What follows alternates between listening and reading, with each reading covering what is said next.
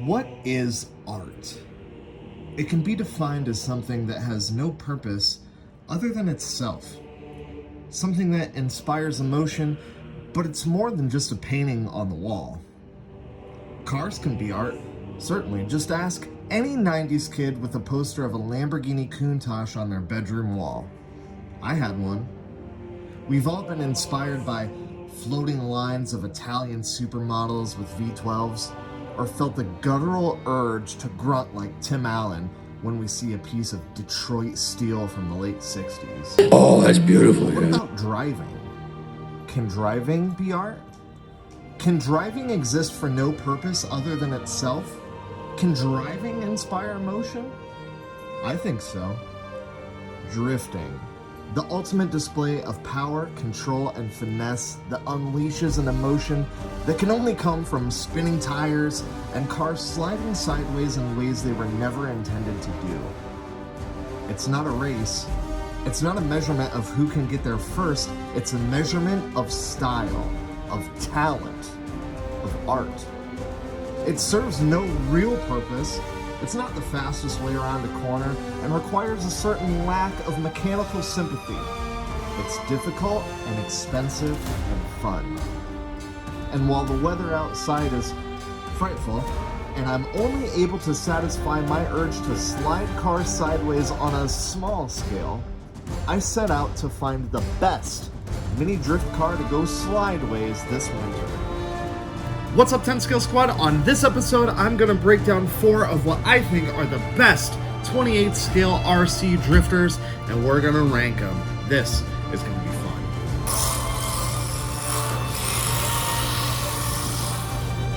Oh yeah! That was dope.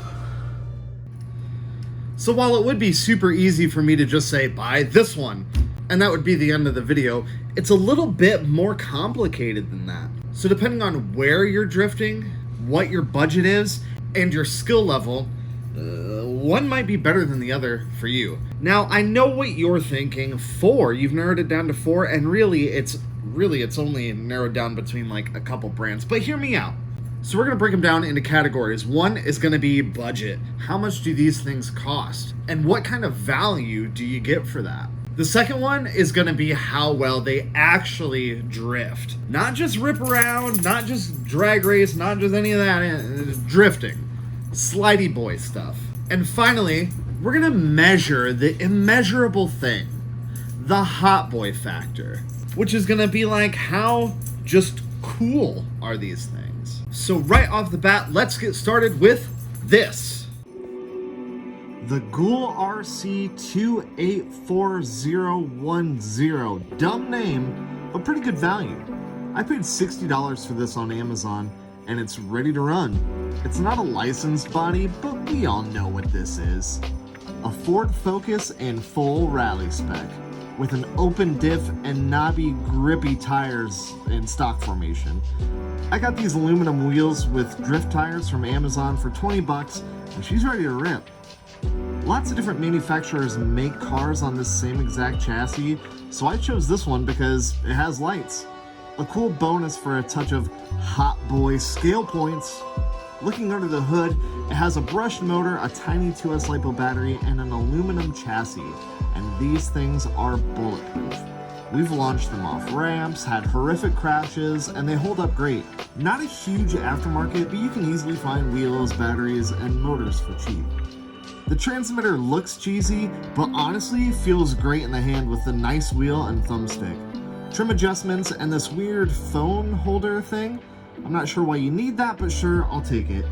$80 for a 28 scale drifter with some lights for flare and bulletproof construction.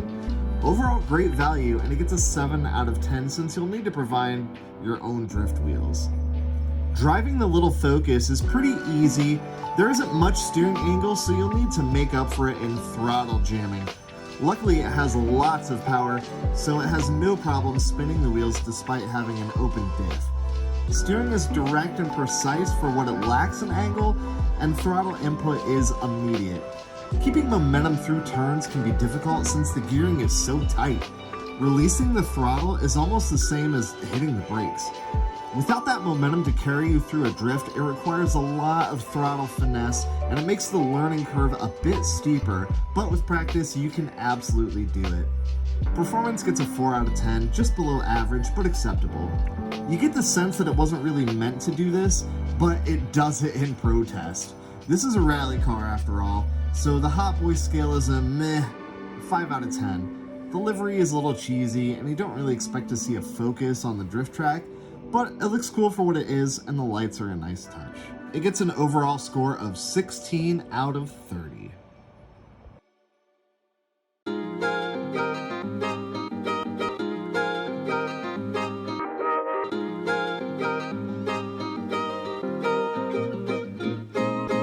The WL Toys K969.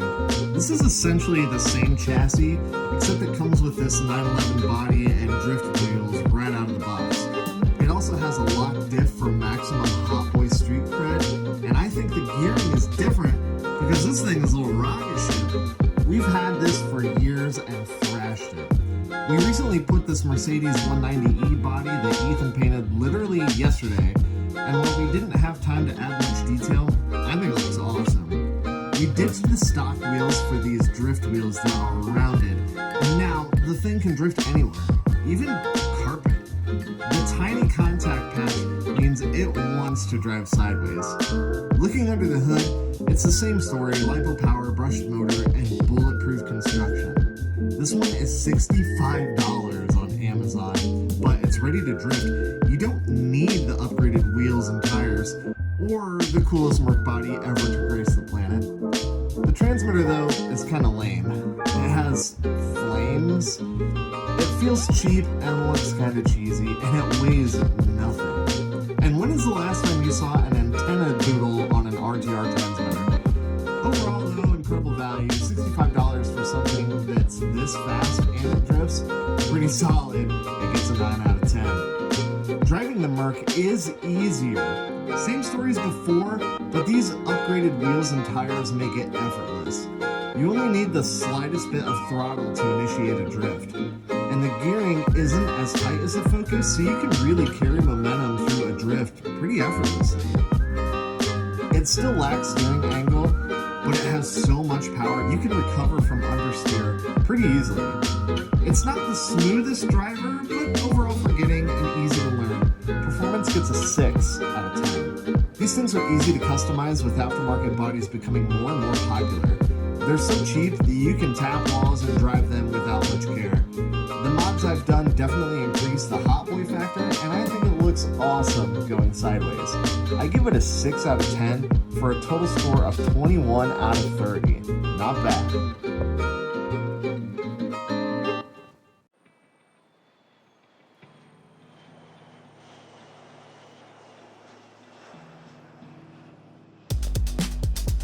And here it is, the big boy, the daddy, the Kyosho Mini Z all-wheel drive, the R33 Skyline GTR.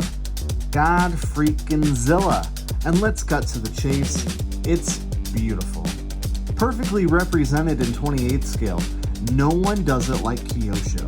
No Lexan, no body posts, just absolute scale perfection. A licensed body, beautiful paint, light buckets, licensed wheels, and more street cred than Paul Walker. May you rest in peace. Kyosho isn't just the best 28 scale RCs, they're the yardstick. They're the cars by which everything else is measured.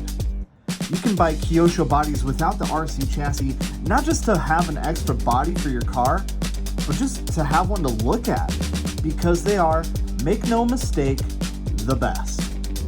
All of this does come at a price, $200 for this example. That's more than some 10th scale drift cars.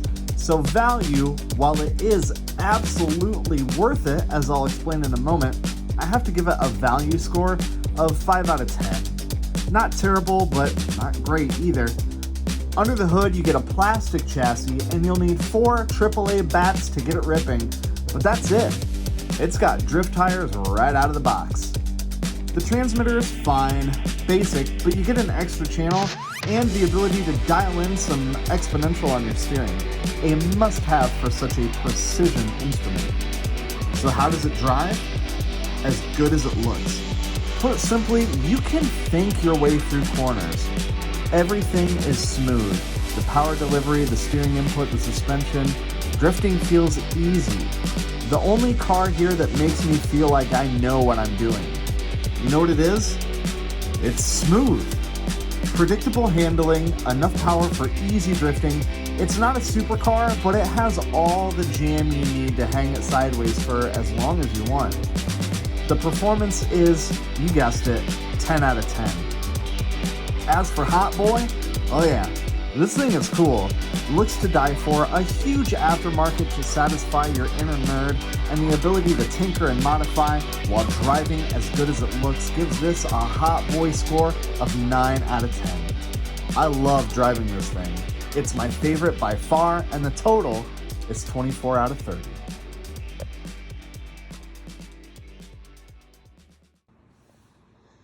But what about this? This isn't a Mini Z all-wheel drive. It's a rear-wheel drive Nissan 350, or Fairlady Z for our JDM friends, that I got 2 years ago and never used it. It's not really meant to drift. It's meant to be a circuit car. The MR03 narrow wheelbase should make a great drift car though, right? Real 350Zs are probably terrorizing your local Taco Bell drive-thru right now with hydraulic handbrakes and burning off the cheapest tires those hoodlums can get their hands on. VQs trumpeting across a vape shop parking lot near you. But like its full-size brother in vehicular felonies, this Nissan needs some mods. First of all, it needed a gyro. Kyosho discontinued the gyro for this chassis, at least in North America, so I got this third-party one for cheap-ish. Wheels for the MR03 are hard to find, so I decided to keep the stock wheels and just get drift tires. The normal aftermarket wheels aren't meant for a rear-wheel drive chassis, since they use bigger drive pins than the all-wheel drive, and the front wheels just use spindles. So, tires it is. I got these, which are staggered offset, so I had to buy 2 sets to get 4 tires that will fit the narrow chassis wheel size. Ugh. The stock rear suspension is super loose, which is actually great for weight transfer and drifting.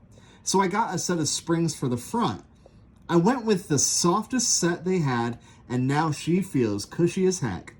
So as far as value goes, you get the car for $175, a gyro for $12, springs for $13, and $21 for 2 sets of tires, and we're at $221 for this plastic chassis base model rear-wheel drive Mini Z.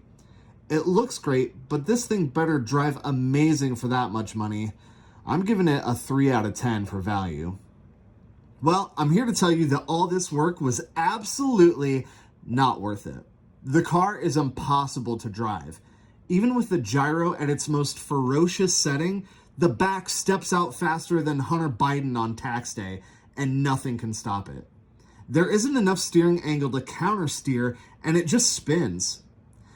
I stuck with it and tried to manually counter steer, but even looking at the throttle causes this thing to loop. At slow speeds, it drives just like a Kyosho should, smooth and tight, but cornering is impossible. Maybe the drift tires are too hot boy for it, and I should have better luck with the stock rubber ones, but I don't know, I doubt it. It is Homer Simpson with the donuts, and it does look cool, but drift performance is a 2 out of 10. The hot boy factor is good though. A legit modified drift car with just as much aftermarket as the real thing that is hilarious to drive. And also just like the real thing, you look like an absolute tool driving one. Great in concept, poor in execution, hot boy score 5 out of 10, 10 out of 30 overall. What a shame. So there you have it. In my opinion, the best 28 scale mini RC drift cars that are available on the market from all kinds of different price ranges. Everything from impulse buy on Amazon, hey, I can have it here in 2 days, heck yeah, all the way up to, oh my god, it costs how much just to buy the car and then you have to modify it and then it still sucks to drive?